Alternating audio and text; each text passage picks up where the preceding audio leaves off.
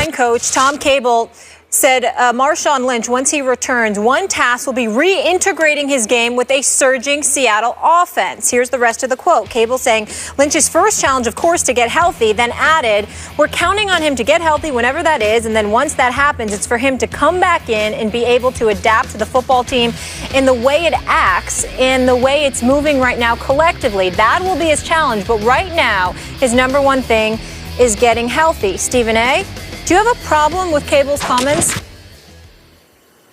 Yeah, I do, actually. Let me say this. I recognize, Skip Bayless, that Tom Cable is very well respected within NFL circles. I am not an NFL aficionado, so I'm going to lean on those who cover this league intensively and extensively. I'll lean on their opinions about Tom Cable. I'm sure that he's very well respected. I'm sure that his knowledge of football is not to be questioned. But as a journalist by trade, I'm in a results-oriented business in terms of gauging how valuable somebody is. So with that in mind, I respectfully ask this question. Who the hell does Tom Cable think he is to say such a thing? I mean, who the hell is he? Were you saying this about Marshawn Lynch when he was rushing for 1,200 plus yards per season over the last 4 consecutive years? I mean, I've got to come to the defensive beast mode here. Marshawn Lynch, he didn't deserve this. Why are you saying something like that? Because it implies that it would be a challenge to get him to adjust. It implies that it would be a challenge, to get him to see that this team is going in this direction and you need to come along and get along. Who the hell does Tom Cable think he is?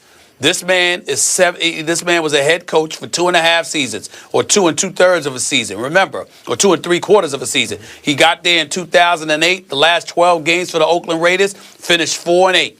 His next year, he was 5-11. Year after that, it was 8-8. He has a 17-27 record. He is 10 games under 500. We know he was once the head coach at Idaho. We know that he's been an offensive line coach in Atlanta. We know that he's been in Seattle the last several years. But there has never, in his coaching career, in terms of being a head coach, there was no division title. There was no conference title. There was no Super Bowl title. A matter of fact, when you look at everything according to his names, in terms of accomplishments, other than his win-loss record, when it points to accomplishments, the words, the number 0 is everywhere. As in 0, you have done nothing.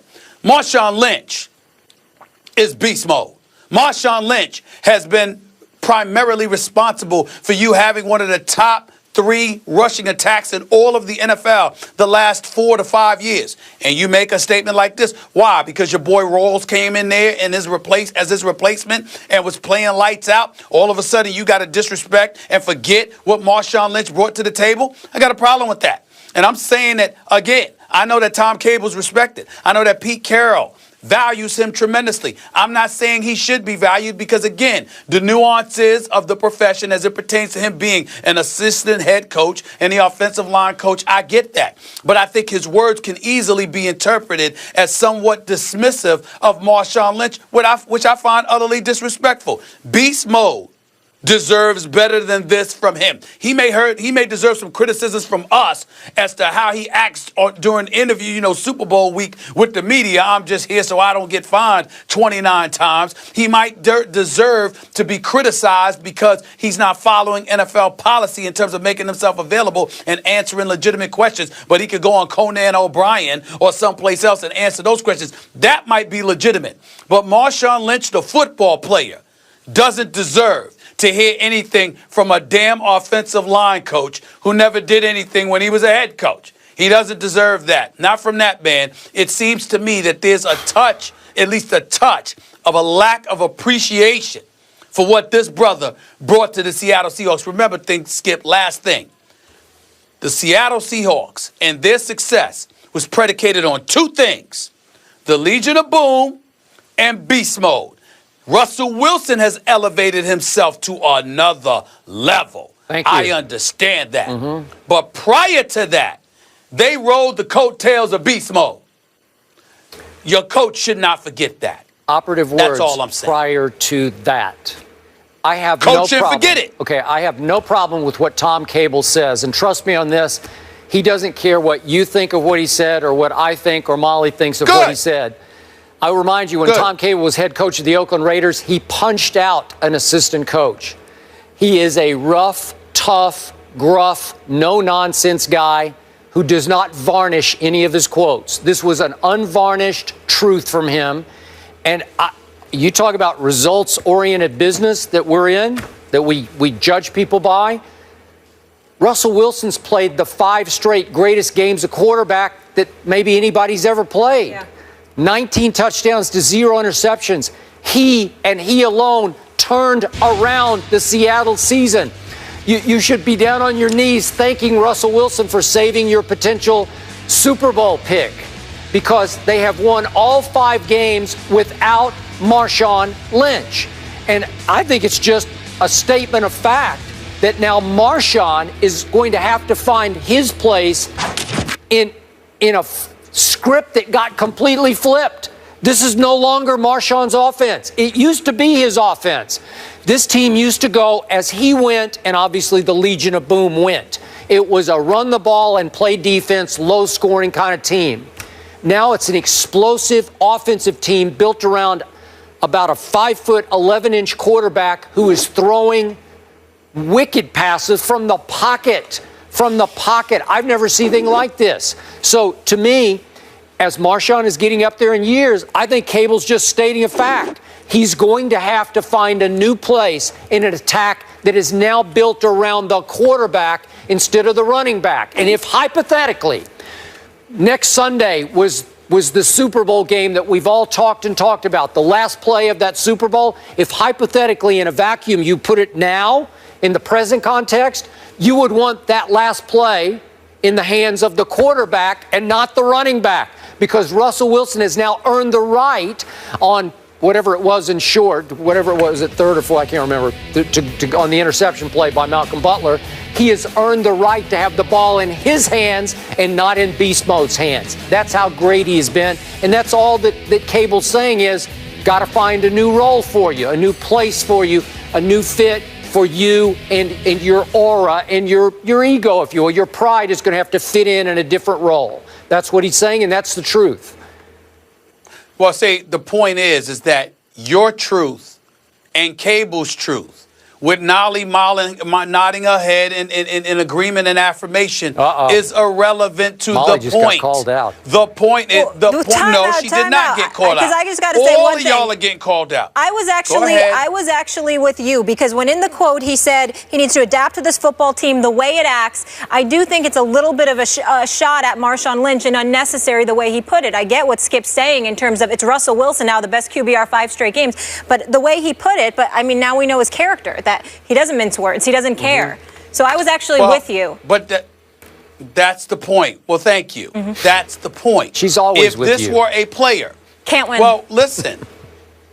If this were a player, we wouldn't be concerned about their truth. We would be concerned about how they presented themselves. So why doesn't the same get attached to the coach? Who wouldn't disagree? Who would disagree with what you just said, Skip? Who doesn't know that this is Russell Wilson's team now?